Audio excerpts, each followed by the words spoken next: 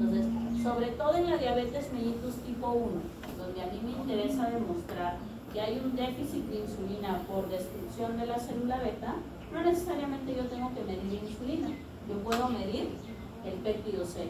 Si yo demuestro que el péptido C está disminuido, también estoy demostrando que la insulina está disminuida. ¿Ok? Otra cosa que debemos saber sobre estos gránulos secretores de insulina es que permiten una secreción de la insulina que es bifásica. ¿A qué nos referimos con bifásica?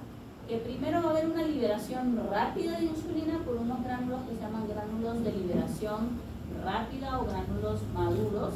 Estos van a permitir un pico de secreción inicial de insulina y luego va a haber una secreción un poco más mantenida, tipo meseta, ¿sí?, que va a estar dada por los gránulos de secreción más lenta, que son influenciados por los niveles de glucosa sérica. Entonces, no se olviden, la insulina tiene una secreción bifásica. Primero vamos a tener un pico brusco y luego vamos a tener una secreción un poco más lenta, tipo meseta.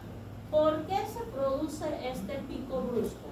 Este pico brusco es secundario a lo que se llama el efecto incretina, ¿sí? ¿Qué es el efecto incretina? Es un efecto mediado por dos hormonas que se producen en el tubo digestivo, específicamente en el intestino delgado, llamadas GLP-1 y GIP, ¿sí? Estas dos hormonas son liberadas desde el tubo digestivo cuando nosotros consumimos los alimentos, ¿sí? Nosotros consumimos los alimentos y cuando los sustratos de la digestión de los alimentos llegan al intestino delgado, estos estimulan la liberación de estas dos hormonas. Y estas dos hormonas pasan a la sangre, van hasta el páncreas y estimulan la liberación de insulina por la célula beta. De esta manera, la célula beta se prepara para liberar insulina incluso antes de que la glucosa aumente en sangre. Solo cuando se detecta que hay glucosa en el intestino y que esta glucosa obviamente después del intestino va a ir a la sangre. Eso se llama efecto incretina. ¿Por qué incretina? Porque estas hormonas incrementan la liberación de la insulina. ¿Okay? El GIP también se llama péptido inhibidor gástrico o también recibe el nombre, por acá lo tenemos, de péptido insulinotrópico dependiente de insulina. ¿Sí? ¿Por qué? Porque la función de este péptido es básicamente dos cosas: inhibir el vaciamiento y la secreción gástrica y estimular la secreción de insulina, de ahí sus dos nombres. ¿Okay? Y el GLP-1 es el péptido similar al glucagón o análogo al glucagón tipo 1. La L viene del inglés like, que significa similar o parecido, ¿sí? El GLP, como su nombre lo dice, se parece químicamente al glucagón, pero no tiene todos los efectos del glucagón. Lo único que tiene similar al glucagón es que estimula la liberación de insulina. ¿Okay? Entonces, estas dos hormonas llamadas incretinas son principalmente las responsables de este pico inicial de secreción de insulina. Se ha visto que cuando nosotros administramos glucosa directamente a la vena, ¿sí?, la insulina ya no hace este gráfico bifásico. ¿Sí? ¿Por qué no hace el gráfico bifásico? Porque no se liberan las incretinas, porque nunca hubo glucosa en el tubo digestivo. ¿Sí? Entonces, cuando yo administro la glucosa directamente a la sangre, yo solamente voy a ver esta parte de la curva plana, inducida por la hiperglicemia, porque no va a haber el efecto incretina. El efecto incretina se produce siempre cuando hay estímulo dentro del mismo tubo digestivo, es decir, cuando la glucosa viene de la ingesta por vía oral. ¿Okay? Entonces, esta segunda curva es dependiente de la glucosa sérica, ¿sí? O sea, ya de la glucosa que llega al torrente sanguíneo. ¿Cómo es que la glucosa sérica estimula la liberación de insulina? Muy fácil. La célula beta es un sensor de glucosa, ¿sí? La célula beta tiene transportadores de glucosa tipo GLUT2, que son transportadores de glucosa independientes de insulina. Cuando la glucosa incrementa en sangre, la glucosa entra a la célula beta y cuando entra en la célula beta hace el proceso de glucólisis, que consiste en que la glucosa se convierta en piruvato. Luego este piruvato piruvato entra al ciclo de Krebs y se convierte en ATP, lo cual significa que mientras más glucosa entre, más ATP yo voy a tener en la célula beta. ¿Y por qué es importante este ATP? Porque en la célula beta, los canales que permitían normalmente la fuga del potasio en reposo y que determinan el potencial de membrana en reposo, que es negativo, ¿sí? Gracias a la fuga del potasio, estos canales son sensibles a ATP. ¿Qué quiere decir esto? Que cuando el ATP incrementa, estos canales se cierran, ¿sí? Y al cerrarse ya no dejan escapar al potasio, que escapaba en el reposo. El potasio se queda y las cargas positivas del potasio despolarizan la membrana. Quiere decir que más ATP, despolarización. Y cuando esta célula beta se despolariza, la despolarización estimula a este canal de calcio que es dependiente de voltaje, es decir, dependiente de despolarización. El canal de calcio se abre, el calcio entra, e igual que en la liberación de los neurotransmisores, para la liberación de las hormonas peptídicas es fundamental tener calcio. Entonces, al aumentar el calcio, aumenta la liberación de insulina. En resumen, mientras más glucosa haya, más insulina se libera por la célula beta. Entonces, mientras más trepen los niveles de glucosa en sangre, más insulina va a liberar la célula beta. ¿Ok? Muy bien, entonces acá tenemos una tabla que nos muestra cuáles son los factores que estimulan la liberación de insulina. Sabemos que el incremento de la glucosa en sangre es un factor fundamental que lleva a la liberación de la insulina. Pero no solamente cuando la glucosa incrementa en sangre se libera más insulina, también cuando incrementan los aminoácidos, también cuando incrementan los ácidos grasos y también cuando incrementan los cuerpos cetónicos. ¿Ok? También sabemos que las incretinas incrementan la liberación de insulina, el GIP y el GLP-1, pero hormonas que normalmente actúan en el ayuno y que aumentan la glicemia, al aumentar la glicemia también van a aumentar la liberación de insulina. ¿Cuáles son estas hormonas que incrementan la glicemia? El glucagón, el cortisol, la adrenalina, la noradrenalina, la hormona de crecimiento. ¿Sí? Todas esas hormonas que en ayuno incrementan la glucosa, cuando consigan incrementar la glucosa, este incremento de glucosa va a llevar a la liberación de insulina. ¿Ok? Muy bien. ¿Y qué factores inhiben la liberación de esta insulina? Básicamente un factor importante es el descenso de la glicemia. Si la glucosa ahora está baja, ya no se va a liberar insulina, sino más bien se va a liberar glucagón. El ayuno, el ejercicio físico por el consumo de la glucosa y la hipoglicemia, entre otros factores. ¿Ok? Y entonces hablemos ahora de los efectos de la insulina. Los efectos de la insulina van a depender de que la insulina obviamente se una a su receptor. Y el receptor de insulina es un receptor especial porque este receptor de insulina, a diferencia de como es el receptor de otras hormonas peptídicas, que es un receptor acoplado a proteína G, como va a pasar con el glucagón, en la insulina, pese a que esta es una hormona peptídica, el receptor va a ser un receptor acoplado a la enzima tirosincinasa, que se llama receptor tirosincinasa, de la familia de los YAG-STAT. Entonces, ¿qué sucede aquí? Los receptor tirosincinasa son receptores que tienen una parte de proteínas que va a estar en la parte extracelular, es donde se va a fijar la insulina. Esas son las subunidades alfa, y va a tener una parte de proteína que va a estar atravesando la membrana. Esas son las subunidades beta. La característica es que estas subunidades transmembranas son las que están acopladas intracelularmente a esta enzima que se llama tirosincinasa. ¿Qué hace la enzima? La enzima agrega o quita fosfatos para activar o inactivar enzimas. ¿Okay? La función aquí es sobre todo activar enzimas que participen de la síntesis y inactivar enzimas que participen de la degradación. ¿Okay? Y no solamente eso, sino que este receptor tirosincinasa también va a promover la expresión de transportadores de glucosa dependientes de insulina, sobre todo en los famosos GLUT4. ¿Okay? Cuando hay insulina, la unión de la insulina a su receptor receptor va a favorecer que los GLUT4 aparezcan en las células diana de la insulina. ¿Okay? Los GLUT4 normalmente no aparecen si es que no hay insulina. ¿Okay? Y por último tenemos esto. Se favorece el crecimiento mediado por la expresión génica, que es algo que vamos a ver, son uno de los efectos tardíos de la acción de la insulina. Entonces, vamos a hablar de estos efectos de la insulina. A ver. El primer efecto fundamental de la insulina es que la insulina sea captada, que la glucosa sea captada por las células gracias a la insulina.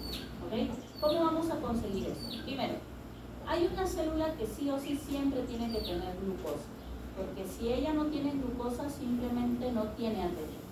Esa célula es la neurona. ¿Okay? La neurona no puede obtener ATP de otra fuente que no sea glucosa. ¿Okay? Hay otras células que sí pueden hacer esto, por ejemplo las células musculares lisas y esqueléticas pueden obtener ATP de rutas no dependientes de glucosa, como por ejemplo de las fosfokinasas, de lactato, ¿sí? Pero la neurona no. La neurona solo puede obtener ATP a partir del piruvato obtenido de glucosa. Por eso, a quien siempre le debemos asegurar glucosa es a la neurona. Por eso es que la neurona tiene transportadores de glucosa que están ahí siempre expuestos, haya o no haya insulina, que son los GLUT2. ¿Sí? La neurona tiene GLUT2 para que la glucosa siempre entre primero a la neurona. ¿Okay? Una vez que la neurona tiene glucosa, luego la glucosa ya puede ser facilitada para todas las demás células. ¿Qué otras células necesitan glucosa? Los músculos, como el músculo cardíaco, el músculo liso, el músculo esquelético, los condrocitos, los osteoblastos, los osteoclastos, todas las células en general van a necesitar glucosa como fuente de energía. ¿Okay? Y entonces, ¿cómo es que la insulina favorece que estas células se hagan de glucosa? Básicamente por un proceso que tiene que ver con que una vez que la glucosa entra a la célula, para que la glucosa no se escape de la célula, tenemos que hacer que esa glucosa se fosforile, se convierte en glucosa 6-fosfato. Ya como glucosa 6-fosfato, la glucosa no se puede escapar. ¿Sí? Es como si le hubiéramos dado un anillo a la pobre glucosa y ya está en el matrimonio y no se puede salir. ¿Sí? Entonces, ¿quién se encarga de convertir esta glucosa en glucosa 6-fosfato? Una enzima que se llama glucosinasa o exosinasa. Esta enzima es estimulada por la insulina. O sea, la insulina es la que se encarga de que la glucosa ya no se pueda salir de la célula. ¿Sí? Pero no solo eso. Una vez que la glucosa ya esté dentro de la célula como glucosa 6-fosfato, yo voy a encaminar a que esta glucosa 6-fosfato se convierta en piruvato por un proceso que se llama glucólisis. ¿Y cómo es que la insulina direcciona que la glucosa vaya a convertirse a piruvato? Básicamente porque la insulina estimula a todas estas enzimas que participan en la conversión de la glucosa a piruvato en este proceso que se llama glucólisis. Entonces, la insulina hace que, gracias a su receptor, se activen todas estas enzimas glucosinasas, fosforosinasas, piruvatosinasas, que hacen que al final se dé la glucólisis. En cambio, el glucagón hace todo lo contrario. El glucagón inactiva todas estas enzimas. ¿Okay? Entonces, no solamente yo voy a hacer que la glucosa se capte en la célula, voy a hacer que esa glucosa entre en este proceso que se llama glucólisis para que se convierta en piruvato y luego este piruvato en ATP. ¿Okay? Si no hay insulina, la glucosa puede entrar a la célula por los GLUTs no dependientes de insulina, pero el problema es que esa glucosa no va a poder ir a hacer glucólisis y va a tender a ir a otras rutas metabólicas que no son las principales. ¿Okay? Es decir, esa glucosa en lugar de convertirse en piruvato, se va a convertir en otro tipo de sustratos que no son tan útiles porque no me brindan ATP. ¿Ok? Muy bien. ¿Qué otra cosa hace la insulina? ¿Ok? Una vez que la insulina ya se aseguró de que los tejidos tengan glucosa, Entonces, el exceso de glucosa, la insulina lo va a almacenar en los líquidos, ¿sí? Lo va a almacenar en 3 dianas importantes: los hepatocitos, el músculo esquelético y los adipocitos. ¿Cómo así? Lo que va a pasar es que si yo ya aseguré glucosa para todas las células y aún hay glucosa, la insulina va a convertir esta glucosa primero en glucógeno, ¿sí? Va a meter la glucosa al hepatocito y en el hepatocito lo va a convertir en glucógeno para que se almacene en forma de glucógeno, ¿sí? Lamentablemente los hepatocitos yo no los puedo colmar de glucógeno. ¿Por qué? Porque los hepatocitos almacenan no solo glucógeno, sino también otros sustratos. Así que yo solo puedo utilizar 8 a 12% de los hepatocitos para almacenar glucógeno. ¿Qué pasa si yo ya colmé esa capacidad de glucógeno que tienen los hepatocitos y aún tengo glucosa? La insulina puede hacer que este excedente de glucosa se almacene como glucógeno, pero en el músculo esquelético. ¿Okay? Entonces, si yo colmo los hepatocitos de glucógeno y aún me queda glucosa, lo almaceno en el músculo esquelético. De esa manera, cuando a mí me falte glucosa, yo voy a poder degradar este glucógeno nuevamente a glucosa gracias al famoso glucagón. ¿Okay? Ahora, ¿qué pasa si yo me he comido una rica torta de chocolate con su fush y tenía un montón de carbohidrato y un montón de glucosa? Ya di glucosa a mis neuronas, ya di glucosa a todas mis células, ya almacené glucógeno y aún tengo glucosa en sangre. Lo voy a almacenar como tejido adiposo. ¿Cómo se da este proceso? Lo que pasa es que cuando yo ya no puedo almacenar como glucógeno, ¿sí? Cuando yo ya no puedo almacenar la glucosa como glucógeno, yo puedo hacer que este hepatocito convierta esta glucosa por la vía glucolítica en piruvato y que luego este piruvato se convierte en ácidos grasos. ¿Okay? Entonces, si hay mucha glucosa, esta glucosa se convierte en ácidos grasos.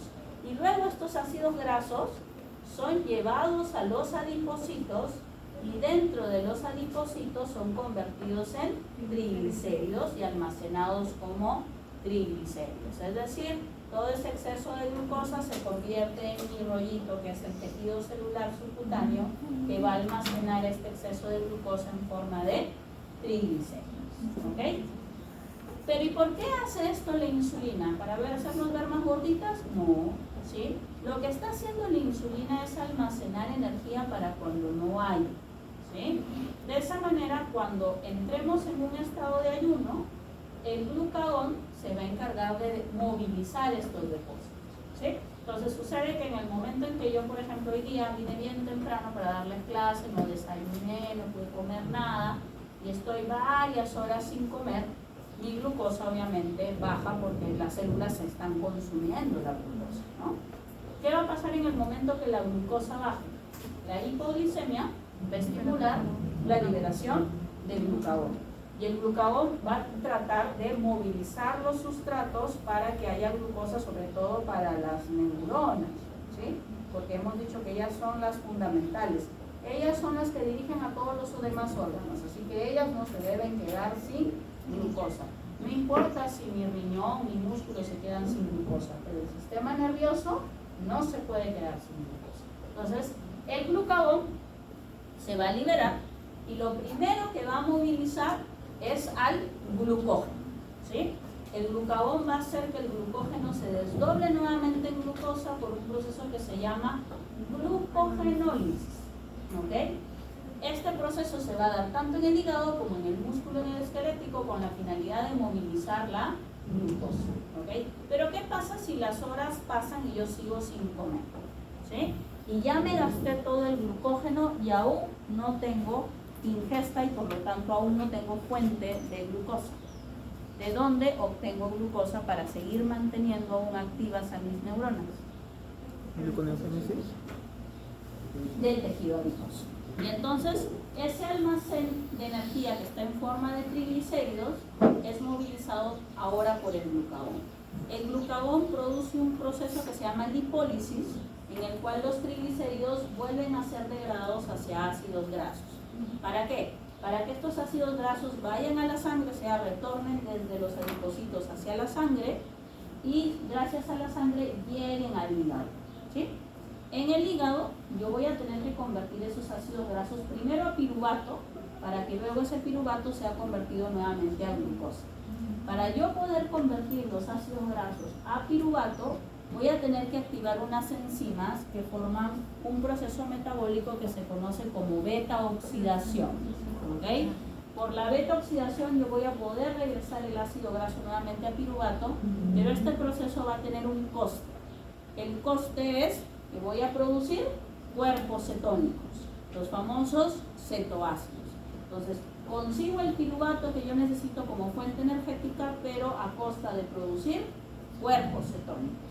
¿Okay? Este piruvato luego, por un proceso que se conoce como gluconeogénesis, dentro del hígado es convertido nuevamente en glucosa para ser liberada al torrente sanguíneo y proveer de glucosa a las células. ¿Okay? ¿Sí? Entonces, cuando yo ya me he acabado el glucógeno, la siguiente alternativa es movilizar todos esos bolitos que tenemos para obtener fuente de energía. ¿Sí? Ahora, este es un proceso que me puede dar fuente de energía por unos días. ¿Sí? Yo puedo ir movilizando todos los depósitos de grasa para ir obteniendo glucosa gracias a esta lipólisis y esta beta-oxidación y gluconeogénesis por unos días. Pero ¿qué pasa si yo tipo el náufrago me pierdo en una isla desierta donde no hay cosas que comer y ya van pasando los días y sigo sin tener fuente de energía? Y ya me consumí todo el tejido celular subcutáneo, todos los adipocitos y sigo sin tener fuente de energía y se prolonga el ayuno. Si ya no puedo usar las grasas, ahora utilizaré las proteínas. Y entonces la fuente final de sustrato en un ayuno prolongado va a ser las proteínas, sobre todo las proteínas del músculo esquelético. El glucagón puede estimular que las proteínas se lisen aminoácidos por un proceso llamado proteólisis para que estos aminoácidos, igual que los ácidos grasos, sean llevados al hígado y sean convertidos en piruvato para que luego este piruvato por gluconeogénesis sea convertido en glucosa. ¿Okay? Entonces, importante ver que mientras la insulina favorece la síntesis de glucógeno, favorece la síntesis de triglicéridos y favorece la síntesis de proteínas, el glucagón hace todo lo contrario, favorece su degradación. ¿Okay? Pero no con una mala intención, sino con la intención de proveernos energía en estados de carencia, en estados de ayuno. ¿Okay? Entonces, no se olviden que los tejidos diana por excelencia de la insulina son los hepatocitos, el músculo y los adipocitos. ¿Okay? Entonces, la finalidad de la insulina es disminuir todos los sustratos en sangre para que o sean utilizados por la célula o sean almacenados en los tejidos. ¿Okay? Muy bien. Ahora, estos efectos de la insulina van a tener momentos. O sea, van a haber efectos que van a ser más rápidos, van a haber efectos que van a ser intermedios, van a haber efectos que van a ser tardíos. Por ejemplo, el transporte de los sustratos al interior de la célula es básicamente un efecto rápido, mientras que el proceso de síntesis es básicamente un proceso intermedio. ¿Y qué hay en los efectos tardíos? Dentro de los efectos tardíos, un efecto importante a resaltar de la insulina es que con la síntesis de proteínas favorece el crecimiento lineal junto con la hormona de crecimiento, ¿sí? Siendo esto una hormona de síntesis, junto con la hormona de crecimiento va a favorecer la síntesis de estas proteínas estructurales que necesitamos para crecer en la primera etapa de la vida.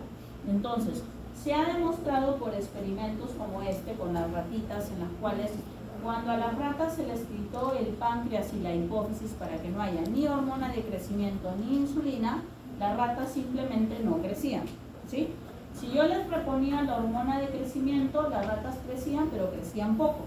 Si yo les reponía solo la insulina, lo mismo, las ratas crecían, pero crecían poco. Pero si yo les volvía a reponer las dos hormonas juntas, las ratas volvían a crecer y alcanzaban la talla de sus controles.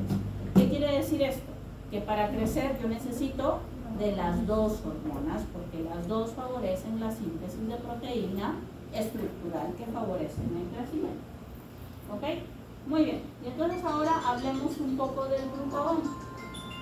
Ya hemos estado comentando sobre él y que sus efectos son totalmente opuestos a los efectos de la insulina, ¿sí? Y entonces vamos a ver que el glucagón es una hormona cuyo factor principal que lleva a la liberación es el ayuno, el estado de carencia de sustratos, sobre todo cuando lo que carezcamos en sangre sea de glucosa, ¿sí? Mientras más severa la hipoglicemia, más altos los niveles de secreción de glucagón por las células alfa pancreáticas.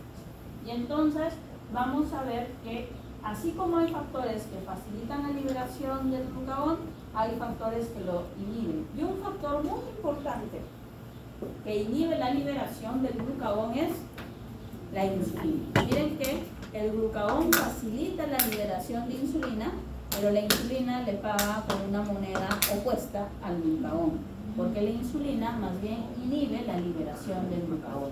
Y esto es importante porque miren, en la diabetes mellitus, al no haber acción de la insulina, ya sea porque no tenemos insulina o porque hay resistencia a la insulina, al no haber acción de la insulina, va a aumentar la liberación del glucagón. ¿Por qué? Porque la insulina ya no va a inhibir esta liberación. ¿Ok? Entonces, ¿y qué hace el glucagón? El glucagón no solamente melisa el glucógeno, sino que también melisa las proteínas, melisa los lípidos y produce este mecanismo de la gluconeogénesis y de la formación de los cetoácidos por la beta-oxidación. ¿Ok? Y entonces, miren, acá están los efectos del glucagón. El glucagón aumenta la lisis de glucógeno, aumenta la lisis de triglicéridos, aumenta la lisis de proteínas, produce cuerpos cetónicos y fomenta la gluconeogénesis. Y esto lleva a lo siguiente, a ver, vamos a ver por acá. ¿Qué pasa cuando yo a un animal de experimentación le extirpaba el páncreas? La carencia de insulina lleva obviamente que la glicemia se dispare, ¿no? Porque ya no hay insulina que direccione esta glucosa a que entre a las células y se quede ahí atrapada para hacer glucólisis, ¿ok? Pero no solo eso, la carencia de insulina lleva a que los ácidos grasos libres aumenten en sangre, porque normalmente era también la insulina la que direccionaba a los ácidos grasos a que se depositen como triglicéridos en los adipocitos. Pero también lleva al incremento de cuerpos cetónicos. ¿Y por qué pasa esto? Porque la insulina va a inhibir al glucagón, pero al no haber insulina, el glucagón va a aumentar y el glucagón va a aumentar la lipólisis y la formación de cuerpos cetónicos. Entonces, es esperable que en los pacientes con diabetes mellitus yo no solamente encuentre hiperglicemia, sino que también encuentre aumento de ácidos grasos libres que van a llevar a dislipidemia, y encuentre también aumento de los cuerpos cetónicos que van a llevar a cetoacidosis, ¿sí? Que son tres características fundamentales de la diabetes mellitus, sobre todo de la diabetes mellitus tipo 1. ¿Okay? Otra cosa que también tenemos que conversar sobre el glucagón es el hecho de que la mayor parte de sus efectos son opuestos a la insulina, porque como les decía, si la insulina activa una enzima, el glucagón la inactiva. Y si la insulina inactiva una enzima, el glucagón la activa, porque son completamente opuestos en las respuestas metabólicas. No se olviden, el glucagón fomenta la degradación del glucógeno, fomenta la gluconeogénesis y bloquea la glucólisis, que normalmente es estimulada por la insulina. Ahora, estos efectos que vamos a ver del glucagón se van a dar gracias a que el receptor del glucagón es un receptor que, así como la mayoría de hormonas peptídicas, es un receptor acoplado a proteína G. Se cree que hay algunos receptores que están acoplados a proteína GQ y otros que están acoplados a proteína GS, y que son los segundos mensajeros los que activan o inactivan las enzimas que llevan a las respuestas metabólicas inducidas por el glucagón en el estado de hay mellitus. ¿Ok? Y por último, mencionarles esta patología, la diabetes mellitus. ¿Por qué la diabetes mellitus está vinculada a estas dos hormonas? Porque en esta patología, este equilibrio que debería haber entre insulina y glucagón, porque tras el incremento de una, luego va a venir el incremento de la otra y se van a ir complementando en los efectos, justamente como veíamos hace un momento, para almacenar y luego movilizar los sustratos. En la diabetes mellitus este equilibrio se pierde, ¿sí? La falta de efectos de la insulina se contrapone con un aumento de los efectos del glucagón. Y entonces vamos a ver que estos pacientes van a tener un montón de glucosa en sangre, pero esta glucosa no puede ir a las células a ser utilizada para formar piruvato y ATP. Y entonces el paciente, al no tener fuente de energía, y al entrar en un estado de constante degradación por acción del glucagón, entra en un estado marcado de pérdida de peso, ¿sí? Ustedes van a ver que son pacientes que de pronto eran muy gorditos, obesos, y que esa obesidad fundamentó la resistencia a la insulina, y de pronto de forma súbita es como si hubieran hecho la dieta mágica, pierden peso, ¿sí? Y eso pasa porque empieza a fallar este equilibrio entre insulina y glucagón. Entonces ingresa la glucosa, pero esa glucosa no sirve como fuente de energía, ¿sí? Ahora, como la glucosa no puede ir a la ruta glucolítica habitual, la glucosa va a rutas metabólicas que no son las habituales, como por ejemplo la ruta de los folioles, en donde en lugar de obtener piruvato de la glucosa obtengo sorbitol, y el sorbitol, en lugar de ayudar a los tejidos, los va dañando, porque se deposita en los nervios, se deposita en los vasos, se deposita en los tejidos blandos y los va lesionando. Justamente eso lleva a que estos pacientes, dentro de una de las primeras complicaciones que hacen es que la hiperglicemia produce la famosa neuropatía diabética. Los nervios de cualquier parte del cuerpo se pueden lesionar, ¿sí? Nervios autonómicos, nervios sensitivos, nervios motores, cualquier nervio, porque el sorbitol se puede ir a depositar en cualquier nervio, ¿sí? Justamente el compromiso de los nervios sensitivos es lo que lleva a los famosos pie diabéticos, porque como el paciente ya no siente, se golpea, se hace una herida, y como la herida no le duele, no se da cuenta que hay una herida, y luego una herida pequeñita termina convirtiéndose en algo como eso, ¿ok? Obviamente, como ya no hay síntesis de proteínas, sino más bien degradación por acción del glucagón, esto jamás va a cicatrizar, pues, porque no hay síntesis proteica, ¿sí? Entonces, donde los tejidos se degradan por la infección, por la necrosis, ¿sí? Ya no se vuelven a reparar, porque simplemente ya no hay síntesis proteica inducida por la insulina, ¿ok? Esto jamás cicatriza y generalmente termina en una amputación, ¿sí? Pero no solamente es que llegan a la amputación por el hecho de la no cicatrización, sino por el hecho de que la hiperglicemia también lesiona los vasos. El sorbitol va lesionando el endotelio, y como en estos pacientes hay un incremento de los ácidos grasos libres culpa del glucagón que está lipolizando constantemente, los ácidos grasos se depositan en los vasos y van dañando los vasos y obstruyen el flujo sanguíneo, y por eso los tejidos se necrosan, ¿verdad?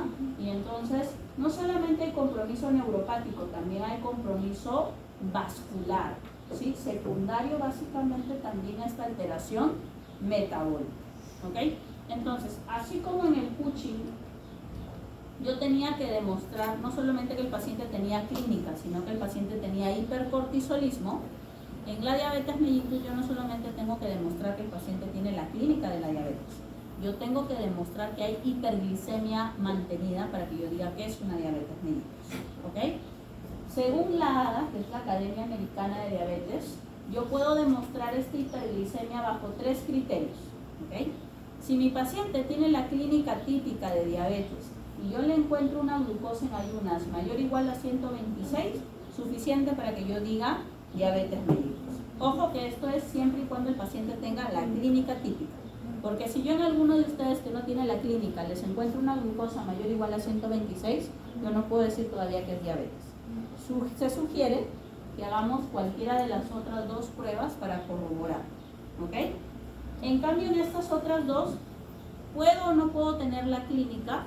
Si yo encuentro estas pruebas positivas, igual es diabetes mellitus, ¿sí? Y la ventaja entonces de estas pruebas es que yo puedo detectar una diabetes incluso cuando aún no está dando muchos síntomas, es decir, en etapas precoces, ¿sí? Por ejemplo, yo le podría hacer una prueba de estas a un paciente que ya tiene un familiar directo que tiene diabetes y yo quiero saber si también está haciendo diabetes, pero que todavía está en etapas iniciales y por eso no le da tanta clínica, ¿ok? ¿Qué opciones tenemos ahí? El famoso test de tolerancia oral a la glucosa, que es lo que vamos a discutir en nuestra práctica, que consiste en que yo le doy una cantidad conocida de glucosa al paciente, 75 gramos de glucosa en libra, y a las 2 horas yo mido la glucosa. Se supone que si hay insulina, esa glucosa debería reducir en sangre por acción de la insulina, pero si no hay efecto de la insulina, la glucosa se va a mantener alta a las 2 horas. Entonces, si a las 2 horas un paciente tiene una glucosa mayor o igual a 200, entonces eso es una diabetes mellitus. Tengo o no tengo clínica el paciente, ¿ok? Y por último, la hemoglobina glicosilada. Cuando la glucosa está muy alta en sangre, la glucosa se va a unir firmemente a la hemoglobina, ¿sí? Y entonces, mientras más alta sea la glucosa, más va a ser el porcentaje de fijación a la hemoglobina. Si este porcentaje supera el valor de 6.5%, entonces yo con seguridad te puedo decir que hay una hiperglicemia mantenida y que por lo tanto es una diabetes mellitus. Sobre todo porque el tiempo de vida media de los eritrocitos es 120 días, así que para que alcancemos este nivel de porcentaje de hemoglobina glicosilada es porque en los últimos 120 días el paciente ha estado en hiperglicemia constante. ¿Ok? Entonces, estos dos últimos tienen mucho más valor, sobre todo el tercero, para hacer el diagnóstico y sobre todo el seguimiento de los pacientes con diabetes mellitus. ¿Ok? Muy bien. ¿Preguntas, dudas sobre este tema?